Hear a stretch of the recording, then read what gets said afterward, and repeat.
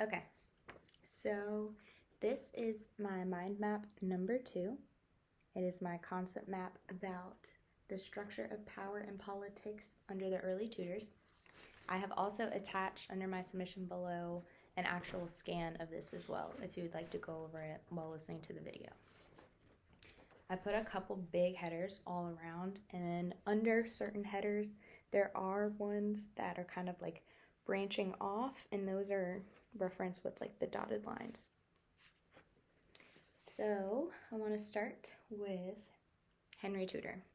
First of all, from watching the lecture, it seemed as if the professor was really into this time period and this specific Tudor. Henry Tudor was known as King Henry VII. He had a son that was King Henry VIII, which we all know about. Henry Tudor was 28 years old when he was crowned. He died at the age of 52. The area in which he was in was Richmond, England, which I thought was cool because, like, Richmond, Virginia. He's the one who founded the Tudor dynasty. I'm going to skip down and go to the Tudor dynasty. The Tudor dynasty had structures of political power and authority from Henry VII onto Henry VIII, which is his son. The Tudor dynasty had power and authority. So the power was capacity to secure compliance and obedience on the part of others, and the authority was legitimate power, binding, to put you under obligation to obey. The goals of the power from Henry was to hang on to the crown, was to assert authority to the best that he could, pass the crown on to his son Henry VIII, and he had the 24 years that were going to follow him. The king expectations. Expectations of the king were to take advice, guide by counsel. Sorry, my computer's falling asleep. Ruled with advice of a variety of counsel. Sources of the power and authority, which follows under the Tudor dynasty. The sources of that were economic, ideological, political, military, and etc. The chancellor is known as the conscience of the king, and the chancellor actually will come over here to the principal courts once I get there. So, the king himself was the setter of the polity, if I'm saying that correctly. He's known as the life, the head, and the authority of all things that be done in this realm of England. With him, the House of Commons was brought up, and there are 2 different ways of doing that. The burgesses and the Knights of Shire. The Knights of Shire were 2 representatives for each country, and the burgesses were 2 representatives for each city, which had the parliament franchise. The principal functions of the king were to defend the realm, uphold the church, keep the peace, and maintain the law and administration of justice.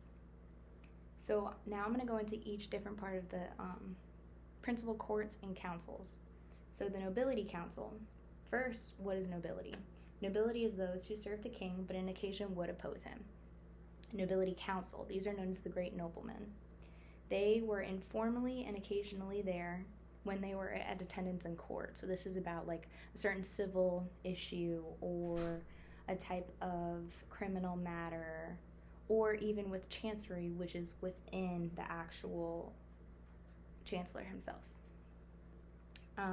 Over here, I went into the king's powers. There were 2 main ones, ordinary and residual and absolute. Ordinary is within the framework of the law, and then residual was going beyond the normal boundaries of the law. So that's kind of doing your above and beyond because you can, because you're the king. The Pope also worked alongside with the king, but what was nice about this is the Pope would work with the king, and he would not override his authority. So they kind of work side by side, instead of one, being the head of the church, having all command. That wasn't how it worked back then. The king would be known by wearing the imperial crown, and that was enclosed at the top with a cross, and that basically symbolized that there was no higher authority besides him himself. He was the royal one. He was the one that knew all. The principal courts that I was talking about, we have a bunch of different ones that I wrote down. Court of the King's Bench is criminal matters. Court of the Common Pleas is civil cases. The Chancery, like I said, is court of the Lord Chancellor. And with the Chancellor, you kind of have a court of equity. And that's where common law didn't provide a remedy. Principles of natural justice might be administered by the Chancellor himself. The common law of England is listed here. And that basically is administered in the king's name. It extended over the whole realm of England. The legal writs began with the king's title himself, and it grew by custom by precedent. The principal functions of the royal government were administration of the law, means of setting disputes peacefully, redress of grievances, provision of justices. Institutions. This was something that the man who was providing the lecture went over time and time and time again. I tried to summarize everything that he said, but I also have external notes as well that I can provide.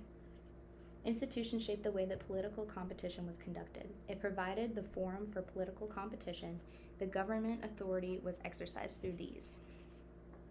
And I mentioned polity, however you say it earlier. That's a system of established government and rule.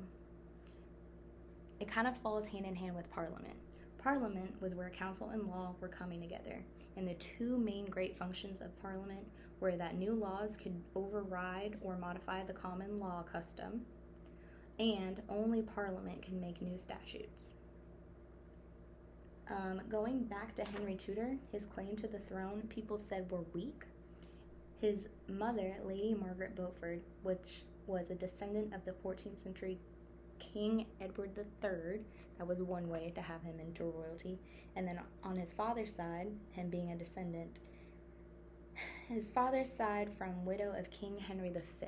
And from the information I learned, apparently King Henry V passed away, and that woman ended up marrying Henry VII's father. And lastly, the thing that I have listed here is the day-to-day council, which can kind of fall back with the nobility council and the principal courts. The day-to-day council has a number of lawyers, professional administrators, men of business, which were known as the nucleus of the royal bureaucracy, and members of the church. And these are all things that work together to do rule, to have authority and order, and how things were basically supposed to be under the early Tudors.